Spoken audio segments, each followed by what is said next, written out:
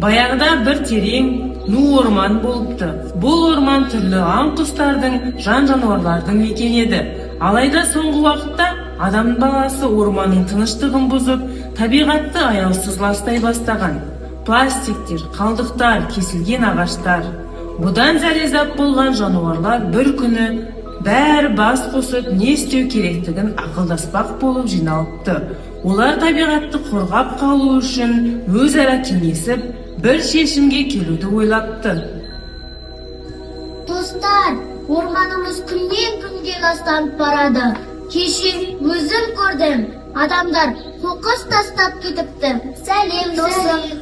Я, мен де байқадым. Ағаштардың астында бөтелкелер, қағаздар шашылып жатыр. Сәлем, достар. Сәлем.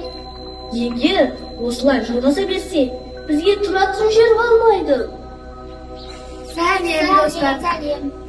Ағаштар азайып барады. Кейбіреулер кесіледі, ал кейбіреулер қурап қалады. Бұл мәселені қалай шешеміз?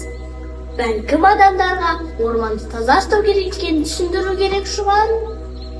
Сәлем, достар. Сәлем. Біз орман тұрғындарымыз, ал адамдарға табиғатты қорғау біздің міндетіміз.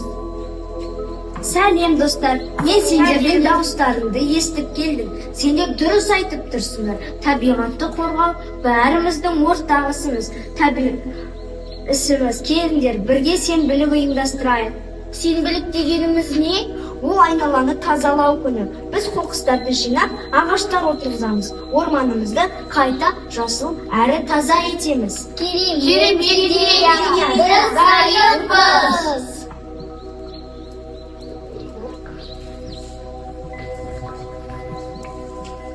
Қандай керемет, орманымыз бұрынғыдай жайнап қалды. Егер әркім табиғатты қорғайтын болса, онда болашақта да орманымыз әдемі болып қалады.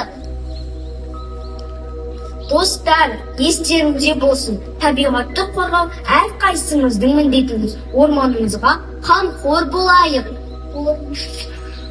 Орманға көмек берейік, табиғатты аялайық, әркімнің борышы.